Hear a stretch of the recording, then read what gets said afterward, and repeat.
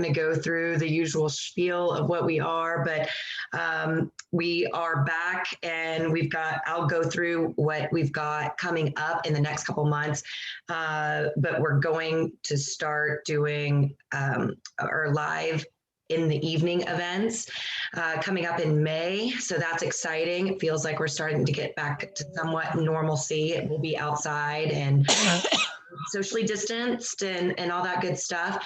And then next month in particular, we're going to stay on Zoom and we are going to have the State of the City address that will be free for members, but will charge for non-members. So more about that at the end. But for right now, I'm going to toss it over to Amy and let her introduce our special guest. Yeah, morning everyone. So as usual, we have our transportation yearly update. I think we've been doing it at least since I've been involved with Roswell Next the last bunch of years. So always happy to get an update. I know it's something that's important to all of us, even for those of us that barely leave the house now. At some point, we'll leave the house, right? And so we're lucky to have Muhammad agree to come join us again this morning. So just a little background on Muhammad. So he's been with the City of Roswell for 13 years in the transportation department. He's held 4 different positions there. And before that, he was in Orange County in Florida for almost 5 years. He's a registered professional engineer and professional traffic operations engineer with over 20 years of experience in civil transportation engineering industry. He has a bachelor's degree in civil engineering from Pakistan and a master's degree in transportation engineering from Michigan State University. And Muhammad lives here in Roswell with his wife and 3 kids. And again, we're super lucky to have him this morning to present a transportation update. So Muhammad, I'll turn it over to you. You can share your screen and do your thing. And we'll take questions. I think Lindsay said we have a hard stop at 8:50 to allow Muhammad to get to another meeting. And so we will leave room for questions at the end, but just know that we're going to have to stop at 8:50 today to let him get going. So, all right. Absolutely. Good morning, everyone. Thanks, Amy. Well, thank you so much for inviting me, guys. I always appreciate the opportunity to speak with the local community groups like yourself. So thank you so much for giving me the opportunity.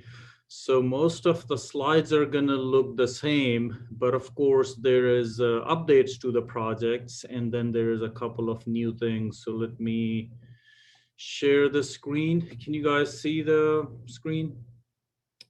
Awesome. Okay. Great. So let me just make this full screen. Okay. So just here for the yearly transportation update, and I think you have heard enough about me, so we'll skip this one. But I do want to spend some time on the department overall. So Roswell's transportation department, we are a nationally accredited department through APWA, that's American Public Works Association.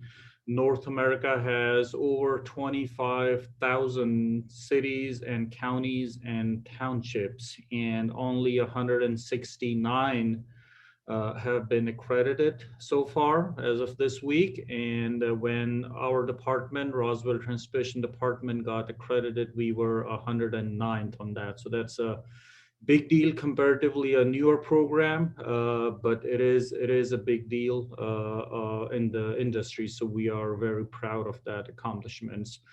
So talking about staff, so we have very well qualified staff in the department, all necessary certifications that people need to do the jobs that we do. We have those on staff in-house.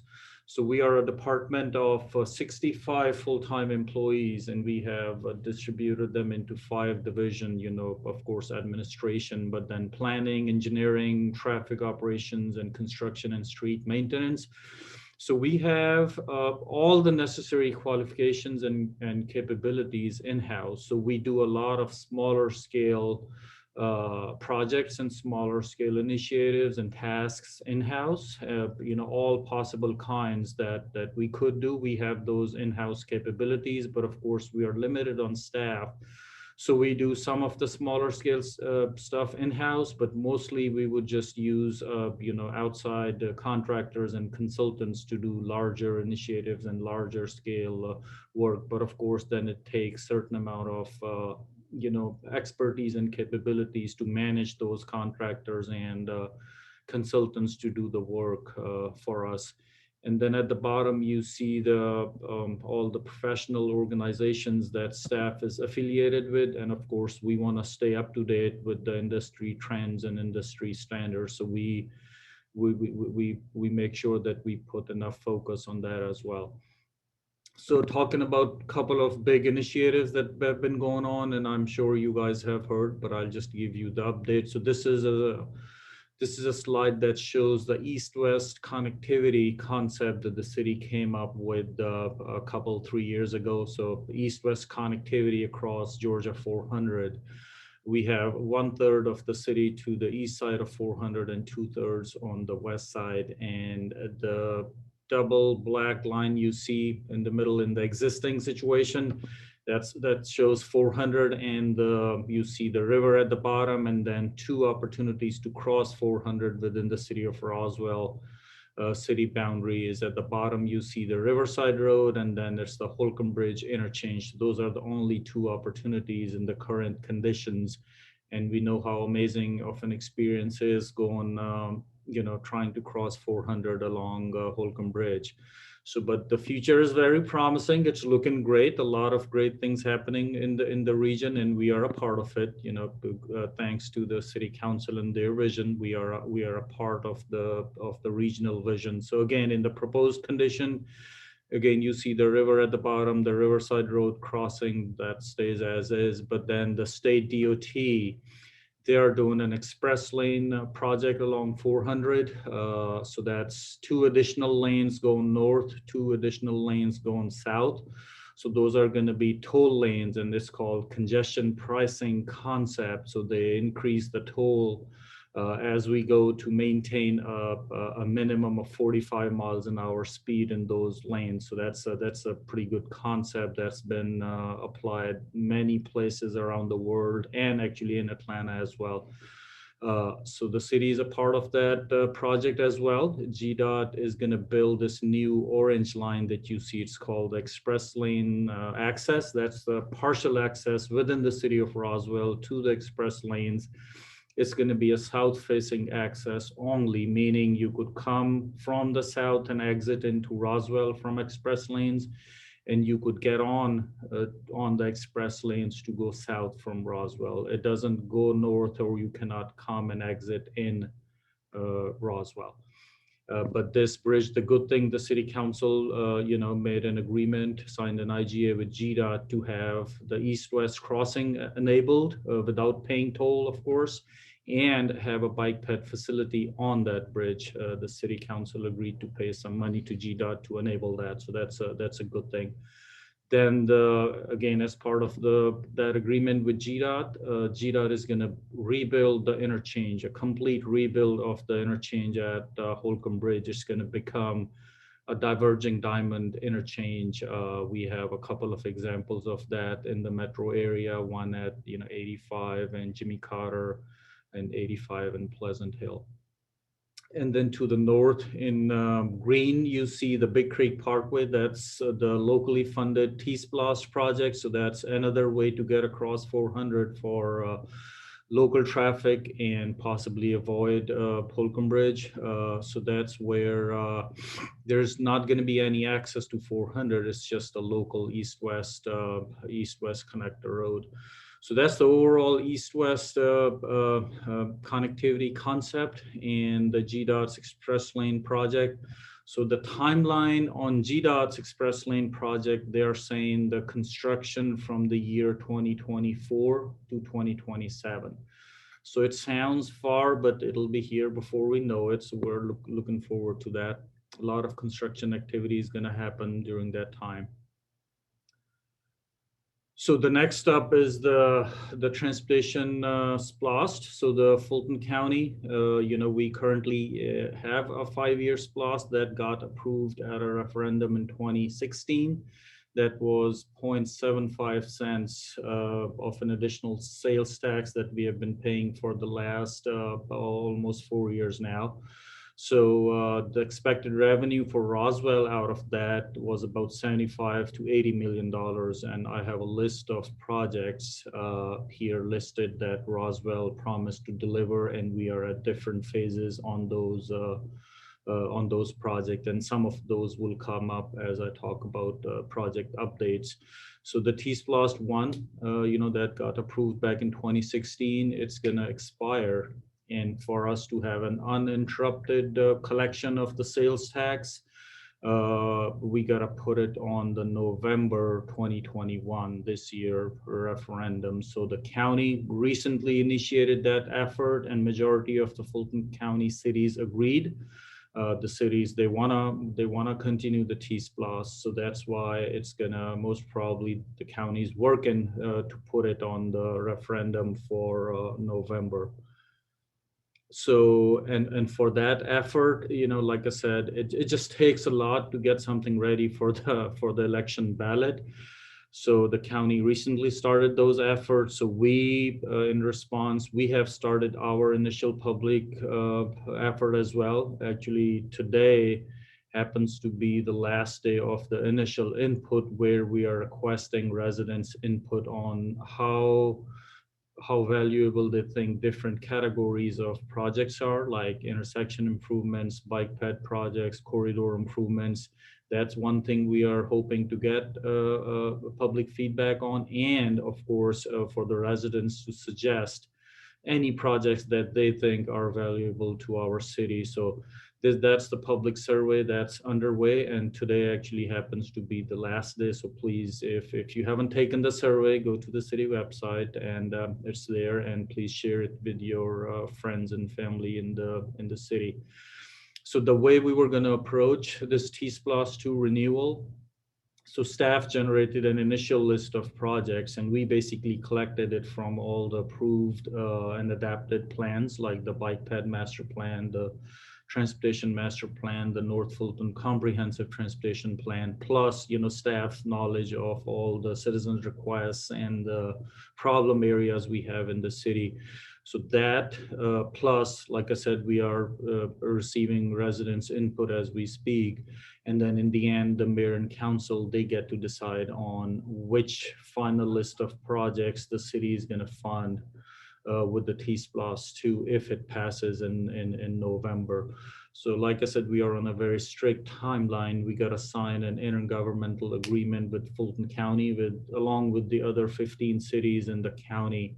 So we hope to have that done by this summer to make everything ready for the public referendum on November 2nd this year. So some of the recently completed projects. So this is the North Coleman Road, the traffic signal. It's at the intersection of North Coleman and Woodstock. So we needed this one, met warrant for a few years. So we were finally able to complete this project last year. So, it improves safety and operations at the intersection. This is the first pedestal mounted traffic signal in the city. And we did that creative design to preserve the tree that you see at the top right of the screen. And just to kind of keep the character of the area. And it's just a traffic signal, no turn lanes. It could be a pain sometimes if you are stuck behind a left turning car, but the operation is a much more smooth than before. But still, this is not the place where we would want to add turn lanes and add more asphalt. So I think it's a very context sensitive solution for the area, and we have generally gotten good feedback on the project. And of course, it includes crosswalks to get people across if they want to walk over to the park or the school.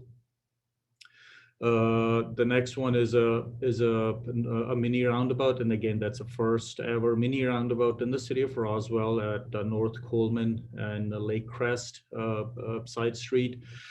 So we've had speeding issues on North Coleman Road for a very long time. So of course, a mini roundabout in the middle, that forces the slowdown of vehicles. Of course, that's a good speed management strategy. and then it provides a crosswalk and a golf cart crossing as well to connect to Canton Street through Thompson Place. So it's a multimodal improvement. And we did this one, and we are still going to study it for a little bit, but this is a pretty good, comparatively low-cost solution to a lot of problems like smaller intersection safety improvements, pedestrian and bicycle crossings. So this is a very good, like I said, context sensitive and comparatively low-cost solution to a lot of problems in the city. But we just want to watch it and study it in Roswell for a little bit more before we suggest it at other locations. This is Highway 92 and Hardscrabble Road. You see Target in one corner. So we had a ton of crashes here in this movement going south on Hardscrabble, making a right to go 92 eastbound, a ton of crashes there. So that's what triggered the project. So we added another lane. So now it's a dual right turn lane, but we had to signalize it to take care of the safety issue. So that's something that got completed last year. This is just another picture of those two turn lanes during construction. This is same area, Highway 92 and Bowen Road, Mountain Park Road.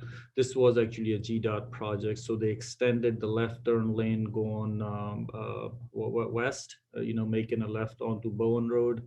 And then they added a small right turn lane on Bowen. So that helped with the congestion relief at this intersection significantly. This was completed last year. And this is just another picture of the same turn lane going west. So one of city's Tsplash 1 project, the Rucker Road improvement. So you see House Road on the left going north-south, and then you see Rucker Road going east-west. So Roswell has a smaller portion of Rucker Road. Alpharetta finished their project. Roswell's project is almost done. We are saying at 90-95% completion as we speak. So this project added trails on both sides of the corridor to match what Alpharetta did, and then it added some operational improvement features like turn lanes along the small stretch in the city of Roswell. So we have heard enough from the community, and the city council has already directed staff to look at opportunities to do pedestrian lights and some landscaping along this corridor. Looking at Alpharetta, they kind of just overdid it, in my opinion, but it looks beautiful. So we're going to work on some ideas to put some pedestrian lightings and landscaping and bring it to the city council for approval, hopefully within the next few months. This is Oxbow Road, Highway 9, one of the hot topic these days. So that's another Tsplash 1 project. And again, you see Mimosa Boulevard on the left of the screen going up and down. Then you see Highway 9 and Oxbow Road. So that's the same project concept we've had for a very long time. And as you all might be aware, project is on a hold for several months now due to some property issues that the city faced. And Georgia Power, who has a lot of utility work they have to do to accommodate our project. So it's property acquisition issues that have caused the project to come to a standstill. We had 3 major issues, and with the support from the city council, we have been able to resolve 2 of those issues so far, and the third issue is close to being resolved. Georgia Power is good to start their work. They've been working. We should see some activity, utility work related activity, actually starting this week. And then soon after that, and I'm hoping in the next couple of months, as soon as city council is able to resolve the last issue, we should be able to call the main contractor back to start the major activity. They're a good contractor. When they come back and the full site is available to them, hopefully it's not going to take very long.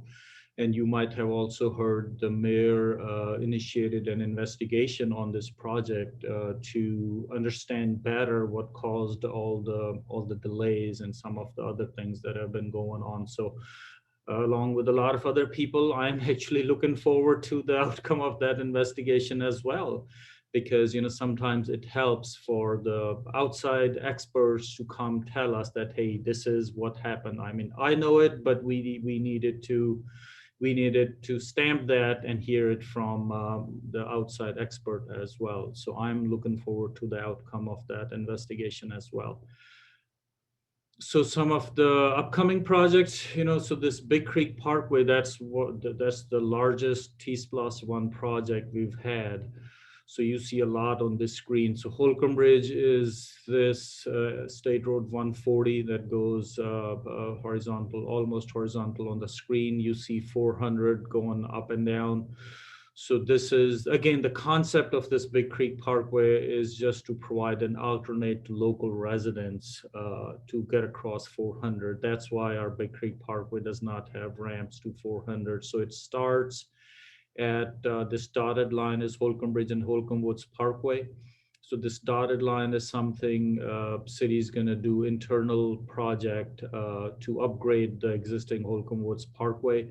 Then blue line is basically the new bigger piece that includes a bridge over 400, and then come along the existing old Holcomb Bridge. Everything gets upgraded for operational improvements and the bike ped facilities. And then the green line is just, again, an extension all the way to Warsaw. And then this yellow line is the intersection of Holcomb Bridge and Warsaw Road. So that actually should start the utility work in the next few weeks. We already have a construction contract, so we should have that contractor start in the next several weeks. I'd say maximum 6 to 8 weeks, we should start seeing the construction activity there. And then the blue piece, the bigger piece, and then the green piece, that's where we are going out to public, hopefully in April, getting the public buy-in, public feedback on the concept that we have. So we should have the public input in the month of April, hopefully. And since this is a large enough project, the city council authorized us to use a different method of procurement. Generally, we just design projects and then go to a contractor and have it constructed. But for this one, per staff's recommendation, city council authorized us to use a design build. So we'll just hire one bigger firm, a team of firm that'll come on board, finish the design, and as they're finishing the design, they'll start the right-of-way acquisition, and as they're doing that, they can start construction. So it saves time and money to the local government for a project of this scale. So for this one, we actually hope to have a team on board definitely by early next year, if not later this year. The per schedule is still later this year, but we hope to, and we hope to maintain that schedule. But so hopefully, a lot of good things are coming in this area. But again, construction is painful as we know it. But hopefully we'll get through it. This is our historic gateway project, Highway 9 reversible lane section. I think we are all very familiar. So what you see on the graphic is on the top left, you see the traffic signal at Highway 9 and 120, Mill Village on the other side, one of the entrance to the Mill Village area. And then coming south down on the screen is the reversible lane section all the way up to the intersection of Riverside and Azalea Road. So I guess it's needless to say this reversible lane system in the intersection of Riverside Azalea with 9 is amongst the most dangerous areas in the city. And actually they are very high overall if you compare it with all the high crash segments and intersections statewide. So it is that bad, and that reversible lane system is obsolete. It needs to go. These are all known facts that we have known for decades now. So anyways, just quickly, the project is, so we're going to take out the reversible lane system. It's 3 wider lanes now. The future is going to have, 4 narrower lanes with the trail on one side and a sidewalk on the other side. And then you see 2 roundabouts here. One is by the Chattahoochee King intersection. The other one is by the church and the coffee shop. So the 2 roundabouts, of course, roundabouts, they force the speeds down. So that's one big plus that we definitely need in this area, it being the historic district.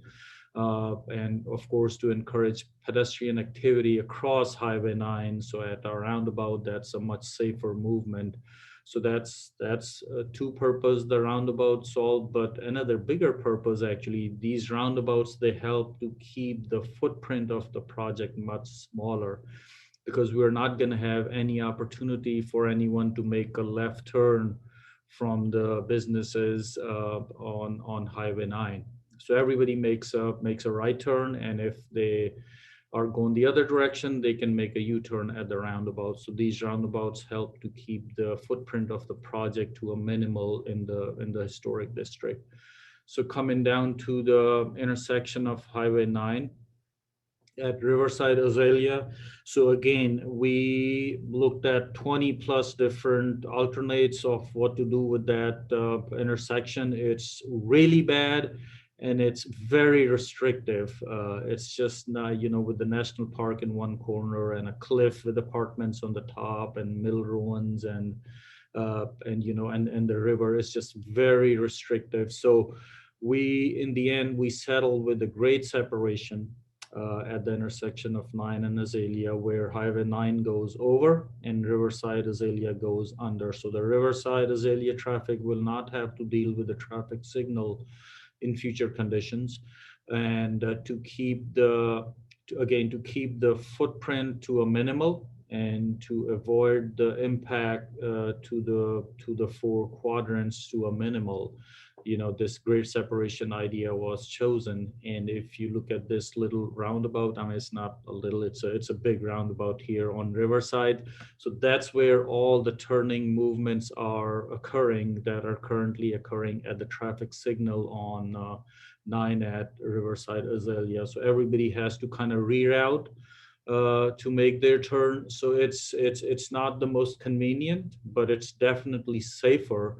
And it helps to keep the footprint of this intersection to a minimal possible. Kind of tried to squeeze it in within the existing public right-of-way, but of course the project impacts the national park quadrant, but that really was the only way to make it happen. So looking at the overall situation, the overall impact with the traditional intersection versus this, this was proposed to the city council back in the day, and that's what they approved with the help of a lot of public input back in the day. Status-wise, this project, so the state DOT is acquiring the right-of-way. Cities finalizing the design. State DOT has been acquiring the right-of-way for the past about 2 years now. It's a total of 66 parcels, and they've been talking to all those property owners for a long time now. It's just a long process. And GDOT is also responsible to start construction by the year 2023, 2024. So hopefully it'll keep the schedule and continue to move forward. Another good thing that happened on this project is recently the city council approved a citizens advisory committee to talk about aesthetics along this corridor. Of course, this is a very sensitive area, and a lot is going to happen as part of this project. So I think perfect timing that the city engaged a group of very energetic citizens. We have had 1 meeting so far, so they are yet to go to work full time, but it's close now, and we hope good things are going to come out of that committee. and they're going to suggest, some aesthetics improvements to, improve the feel and the look and make sure that it matches with the character of the area. So we're looking forward to the outcome of that committee effort as well. So this is, looking from Riverside Road, you're kind of hovering over the Riverside Park, looking to the west. So this is that roundabout where all the turning movements are occurring. And then you see Riverside Azalea going under and Highway 9 going over. So that's what the future interchange is gonna look like. And this is the roundabout by the Church Street and the coffee shop. So another project in the area. So you see on the left of the screen, you see Riverside and going east-west and Highway 9 going up and down. So this is a pedestrian bridge on the east side of the existing vehicular bridge over Chattahoochee River. So this would be a great pedestrian bike ped connectivity. This is a partnership project with Sandy Springs, and we got a federal government earmark decades ago. That's what triggered the project. So there is some local money as well, and that's partnered 50-50 with the city of Sandy Springs. So we actually hope to start construction on this one next year. So this is coming close. This is Vila Road bridge replacement project. So that's coming up. If you're familiar by the city boundary with Cobb County, Timber Ridge, Vila Road. So the bridge we have, it's obsolete and it does not have any bike ped amenities. So the bridge replacement project is a partnership with Cobb County. They are going to be the lead for construction, but again, the city and the county, we are a financial partner in this one. And for that bridge to be constructed, it'll be taken down this year. So it'll shut down basically for about 3 to 4 months this summer and fall. But hopefully the end product is going to be, an inconvenience for the area residents, but the future looks very promising with the bike ped amenities connecting to the existing, the boardwalk in the city of Roswell, and then the bike ped amenities they have over in the Cobb County. So this would be a great little connection. This is the Riverside Road east of Highway 9, and you see 400. So we have been working on a concept to improve, some of the pedestrian bicycle amenities and some operational improvement. City also did a River Park master plan. So this concept would, include some of those features as well.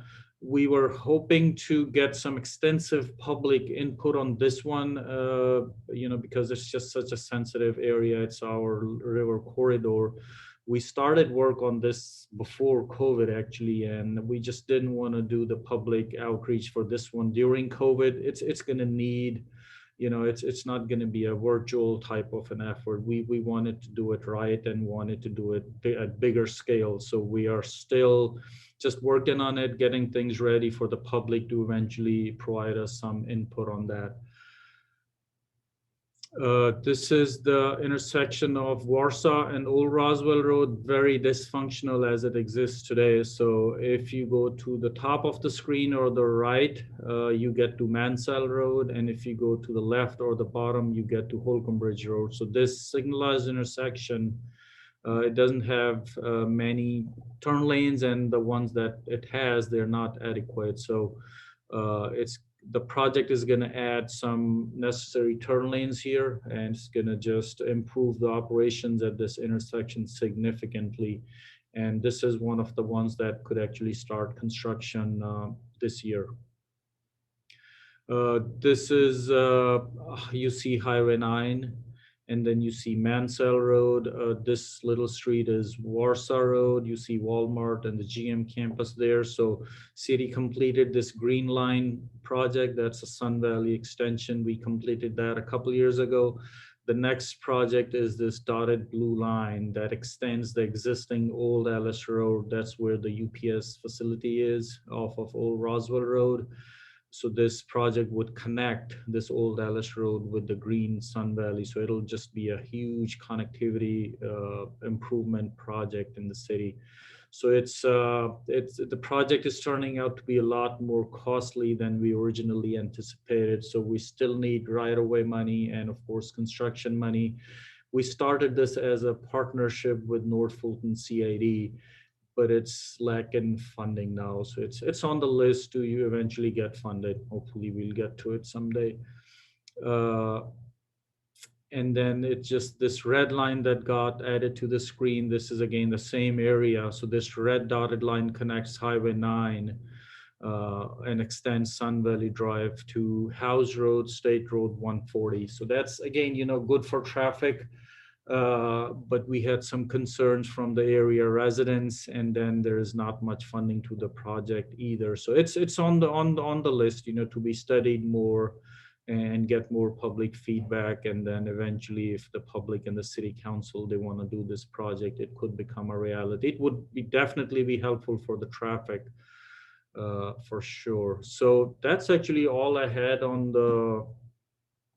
the slides. And I'll be happy to answer any questions about any of these projects. And I can share the screen again if you want to go see any of the slides one more time. Okay, thank you, Muhammad. Matt, I see you waving. Hold on one second. Just so everybody knows, the recording will be available on our Facebook and our YouTube page. We will send the links out to those following this via email in the next day or two. Give us a little time. We're all volunteers here. And so that you'll have access to replay this should you want to see it, or for the people that missed it, quite frankly. So Matt, did you have a question? Yeah, I just wanted to underscore a couple of things. So back in January, the mayor appointed me to the liaison to transportation position. Not sure if that was because she liked me or hated me, but I had a chance to tour with Muhammad last month over 33 active projects that his group is working on, either on their own or in coordination with GDOT. And I want to underscore just a couple of things. What you saw Muhammad present is an investment in Roswell by GDOT of somewhere between 150 and $200 million that they are going to put into our city, which is great news because a significant amount of those roads belong to GDOT. So all those state highways are their roads, and so that's good news that they know we're here, and they're willing to invest in that. A couple of things. We also received applied for and received a very, very low interest $5 million loan last week from the state, which is earmarked to do resurfacing. And so we'll do somewhere between $8 and $9 million worth of road resurfacing this year. Those roads and those maps are available, I think, online from our last transportation committee or our last council meeting, if you want to go see which roads those are. I think normally we do somewhere around $2.5 million a year. So you're going to see significant road resurfacing coming this summer. It was a great move by our finance department to find this opportunity. I think the loan rate is somewhere in the low 1%. And if you think about inflation at about 2%, it's basically free money to do long-term projects. So we'll get pretty far ahead in that. And then the final thing I wanted to add is, as you see the information on the SPLOST referendum, to put in perspective, that referendum, if passed, will raise somewhere between what Muhammad, $75 to $85 million. Our annual capital budget for the city, for everything, our capital budget is about $75 to $80 million. So without that SPLOST money, it's really hard to bring things forward because, Muhammad doesn't get all of that capital money in RDOT. So take a look at that. Take a look at the kinds of projects. Make what suggestions you have, but pay very, very close attention to that referendum. That 3/4 cent sales tax makes a huge difference in the future. Raising that kind of money it would not happen from just our regular streams of income. So with that, thank you very much, and glad to see, gosh, 56 people show up for a meeting with your group. Yeah, absolutely. So are we. Just tell us about it. We were a little unsure starting these Zooms, but it's been fantastic. I do have a few questions here that I want to kind of rush through, Muhammad, so that we can get you out of here on time. And anything that is left over or that we did not get to, I've received everything, and I will send to him after this and get your questions answered, and we will send out in that same email that will have the links to the video replay.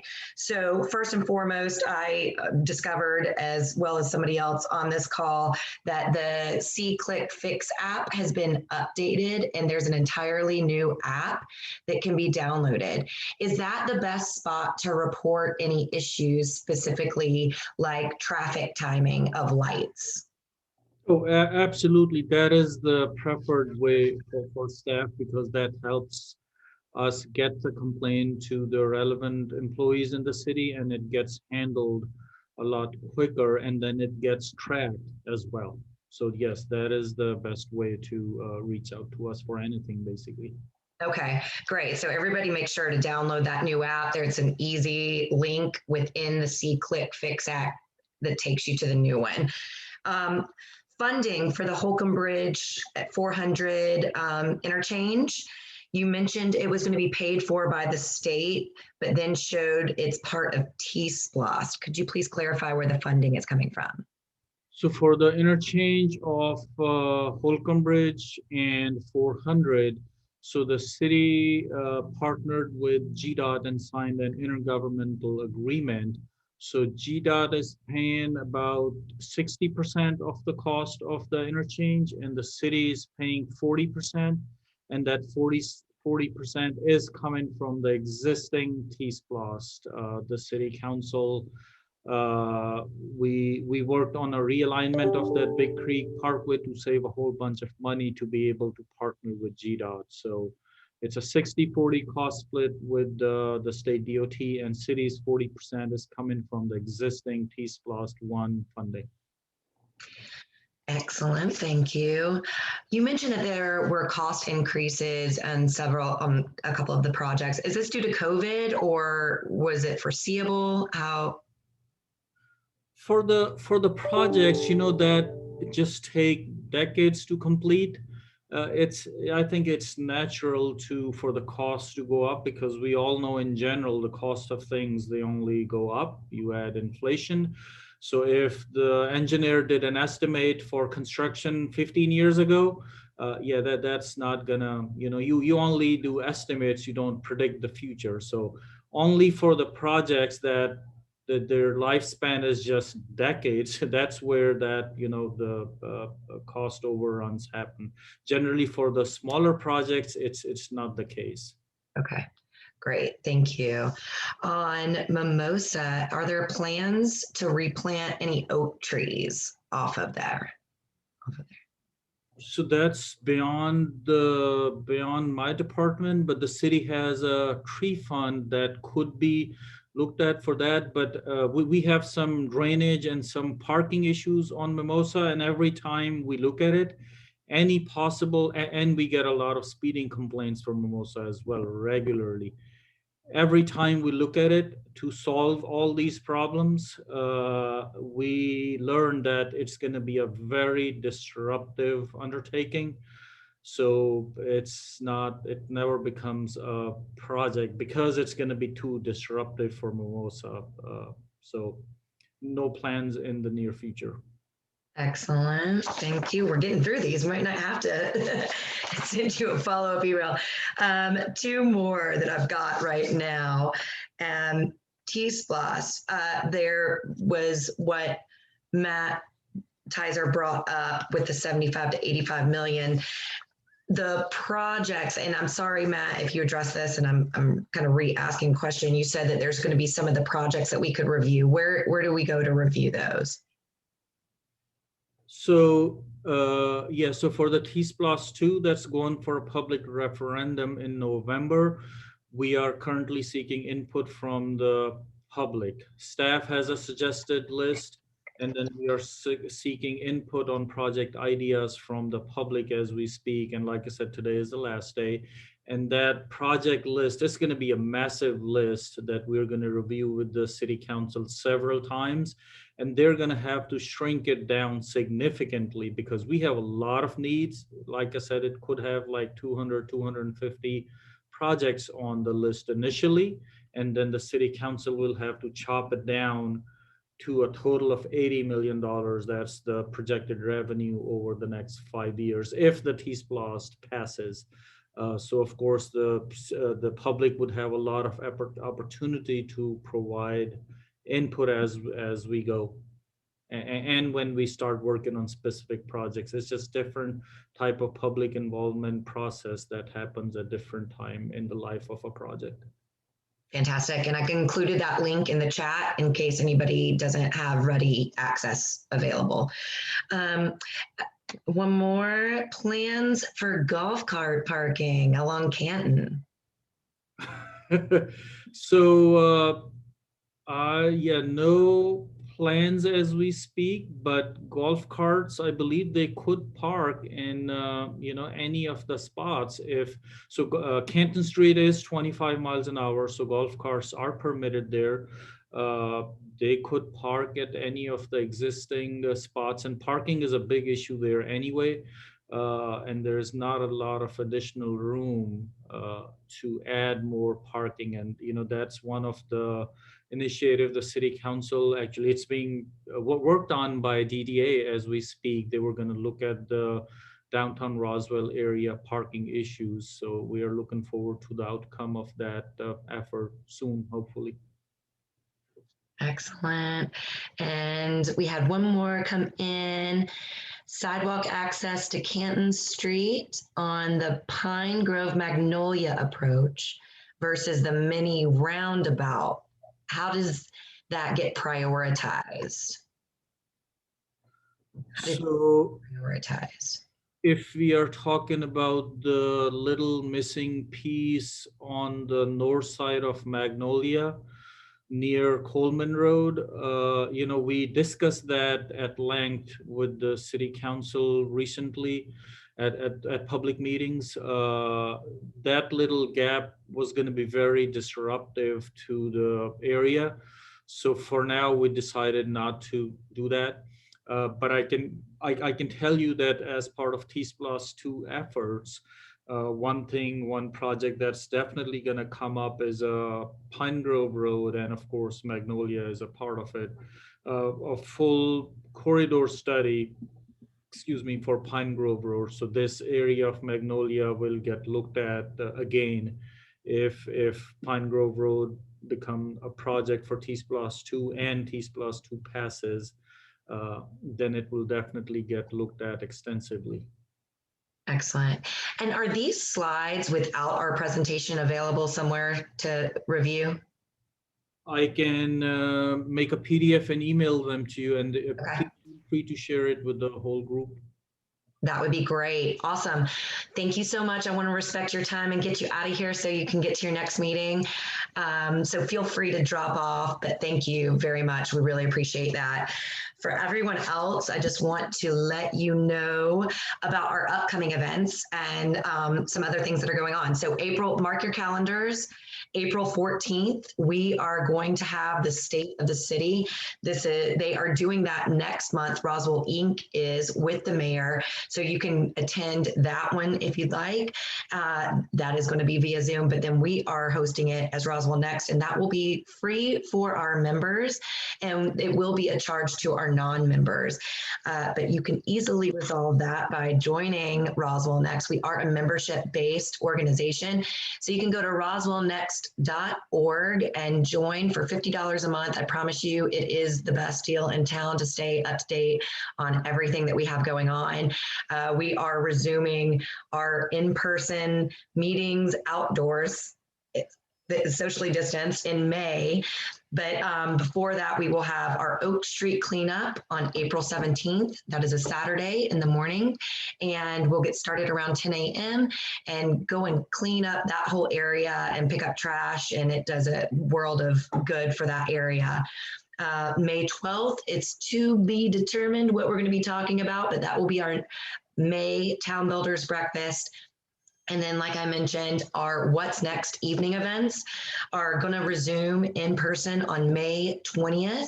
And we're going to be doing a Oak Street highlight night. There's a lot of action happening over there with the Bottle Shop, Sunny and Rainy, a new Gate City Distillery. So, all kind of, and the new meadery. So stay tuned, mark those dates down, and become a member, because just clarification, it's $50 a year, not $50 a month. Yes, $50 a month. Although if you want to pay $50 a month, that would be awesome. Thank you for our monthly events. Yeah. So, and we're trying to get back to our twice a month events. So thanks. If anybody has any questions, please email us at general@roswellnext.org, and we'll be happy to help you out there. So thanks so much for Thanks, guys. attending.